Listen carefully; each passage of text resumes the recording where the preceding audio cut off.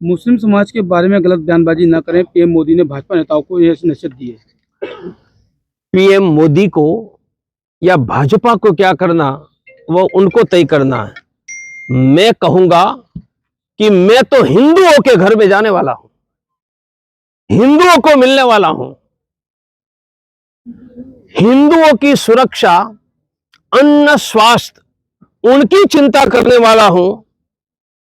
मुझे पसमानदा मुस्लिमों से कोई लेना देना नहीं।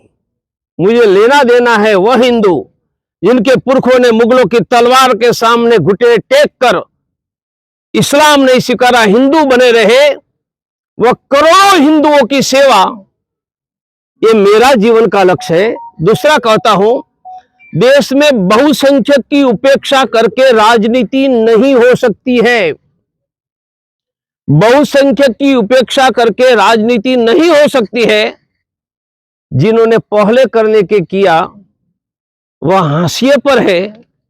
फिर से देश में बहुसंख्यक हिंदुओं को किनारे पर रखकर राजनीति करने का प्रयास न हो, वरना जो भी ऐसी राजनीति करेंगे उनको हिंदू समाज की प्रतिक्रिया देखनी पड़ेगी। पीएम मोदी का कहना है कि सभी समाज के वर्गों से मिलना चाहिए, वोट दे या ना दे। पीएम मोदी को क्या करना, उनके पक्ष को करना है। मैं तो हिंदुओं को मिलूंगा, हिंदुओं के घरों में जाकर कुशल पूछूंगा, मदद करूंगा। मुझे पसमानदा मुसलमानों से कोई लेना देना नहीं। जिन्होंने 500 वर्ष तक भारत में राज किया, उनकी मुझे चिंता करने की जरूरत नहीं है। नड्डा दे पाएंगे? मैं आपको नड्डा दिख रहा हूं? मैं तो प्रवीण तोगड़िया हूं। योगी जी को लेकर कहा जा रहा है कि वो भविष्य के प्रधानमंत्री हैं। ये प्रश्न का उत्तर भारतीय जनता पार्टी के अध्यक्ष नड्डा जी देंगे। आप क्या सोचते हैं? आप भी पीएम मोदी। मैं सोचूंगा वो सब आपको बताऊंगा। क्या आपको कुछ मेरे मन में भी रखूंगा ना। तोगड़े जी, आप भी पीएम मोदी से जुड़े रहे हैं। नहीं जुड़े रहे, नहीं जुड़ा हूं आज भी। आपको पीएम मोदी ने कहा कि मैं नहीं जुड़ा हूं, मैंने कहा नहीं जुड़ा हूं। हम जुड़े हुए ही हैं।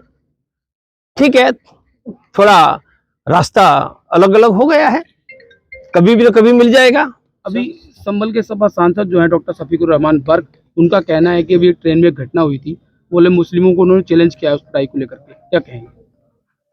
मुझे घटना के बारे में जानकारी नहीं है और जानकारी प्राथमिक सीधी नहीं है, तो मैं कोई प्रतिक्रिया नहीं दूंगा। उनको चैलेंज किया है पढ़ाई के मामले में? मुझे पता ही नहीं है कोई जानकारी का, इसलिए मैं पता है। डॉक्टर शफीकुर रहमान बर्क कहते हैं बीजेपी और आरएसएस जो है हमेशा हिंदू मुस्लिम की बात करती है, ये देश में नफरत की फिजा फैला रही है। उनके बयान को लेकर क्या कहेंगे आप? मैं कुछ नहीं कहूंगा। मैं तो कहूँ नफरत भारत में तब शुरू हुई जब मोहम्मद बिन कासिम और बाद में उनके चेले चपाटे भारत में। इसके पहले कोई नफरत नहीं थी। राहुल गांधी की भारत जोड़ो यात्रा निकल रही है, उसके लेकर क्या कहेंगे? कुछ नहीं करेंगे। अयोध्या के संत ने भी उनको आशीर्वाद दिया था हाल ही में। मैं संत नहीं हूँ, इसलिए आशीर्वाद तो नहीं दे सकता हूँ। मतलब जी, हम पर क्या कहेंगे? रुकना चाहिए, वरना हम रोकेंगे। भाजपा सरकार में क्या असुरक्षित है हिंदू? प्रश्न भाजपा का नहीं है। मैंने प्रारंभ किया नरसिंह राव से, मनमोहन सिंह, वाजपेयी, और कश्मीर के हिंदू को कोई बसा नहीं पाया, तो उनमें भाजपा की बात कहाँ है? भाजपा बात यह है कि साध्वी प्रज्ञा ठाकुर जो भाजपा की सांसद है, उनका कहना है कि हिंदू अपने घर पर चाकू की धार तेज रखें। मतलब जिहाद के मुद्दे पर उसके लिए उनको कहो ना, वो ठाकुर है ना। अच्छा है उन्होंने चाकू का कहा, तलवार नहीं कहा। ठाकुर की बेटी तलवार की भी बात करती। हिंदू अब तक जो है संघर्ष करता चला आया है। भाजपा सरकार में भी क्या मानते हैं कि संघर्ष ही हो रहा है आज भी? चिंता तो है, तन से सर जुदा, और श्रद्धा के 35 टुकड़े से देश के करोड़ों हिंदू दुखी, चिंतित है, यह तो दिखाई दे रहा है। आपने राम मंदिर का जिक्र किया, क्या आरएसएस और बीजेपी जो लोग राम मंदिर मुद्दे से जुड़े, क्या उन्हें भूल गई है? आपने अशोक सिंघल जी का फोटो लगाया है अपने बैनर पर, क्या आरएसएस भी भूल गई है, विश्व हिंदू परिषद भूल गया है कि? नहीं, मुझे पता नहीं, उनको याद है भूल, मुझे क्या पता। उनको पूछो ना, उनके लीडर आता, पूछो कि याद है भूल गए, मुझे क्या पता। मैं तो नहीं भूला हूं, मैं भूलूंगा भी नहीं। और अकेले अशोक सिंघल नहीं, राम मंदिर के लिए जिन्होंने बलिदान दिया, जिन्होंने शिला पूजन किया, जो संभल में संघर्ष करते रहे, एक भी हिंदू को मैं कभी नहीं भूलूंगा। 2023 में 10 राज्यों में विधानसभा चुनाव हो रहे हैं, इसमें राजस्थान, छत्तीसगढ़, मध्य प्रदेश, कर्नाटक सहित 10 राज्य हैं। क्या मानते हैं यहाँ पर? हिंदू ही जीतेगा।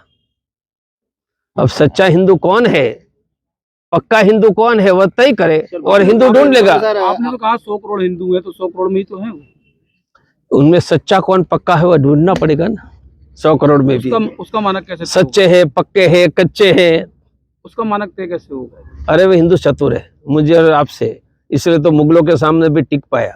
और दिल्ली में 300 गांव है, एक गांव में एक हिंदू का मुसलमान बना पाया, तो बता दो मुगलों की सरकार में। ये बुद्धिमान नहीं होता तो बचता कैसे?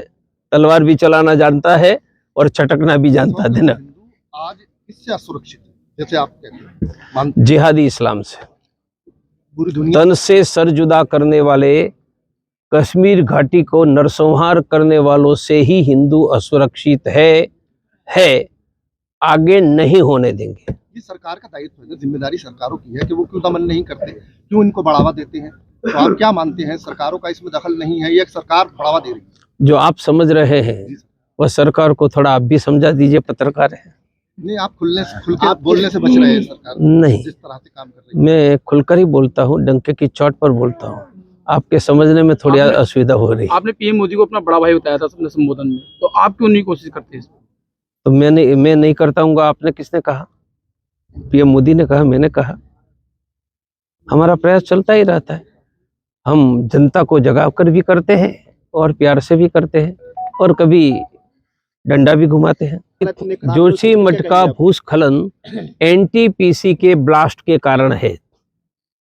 जल विद्युत योजना के लिए जमीन में से कैनाल निकालनी पड़ती है, पहाड़ों में से निकालने के लिए ब्लास्ट करना पड़ता है। ब्लास्ट होता है तो पूरा पहाड़ हिल जाता है, इसलिए एनटीपीसी ही जिम्मेदार है। मेरा कहना है कि सरकार एनटीपीसी केंद्र सरकार का हिस्सा है। सरकार सभी रहने वालों को जगह और घर बना दे, उनको वन टाइम कंपेंसेशन दे, उनको रोटियां टुकड़ा फेंकने का काम न करे, वन टाइम कंपेंसेशन देकर उनको रहने की जगह और घर दिया जाए। ये जिम्मेदारी सरकार की है, क्योंकि जो हाइड्रो इलेक्ट्रिक पावर है उनको बनाने के लिए ब्लास्ट के कारण ही हुआ है, ऐसा मेरा मत है।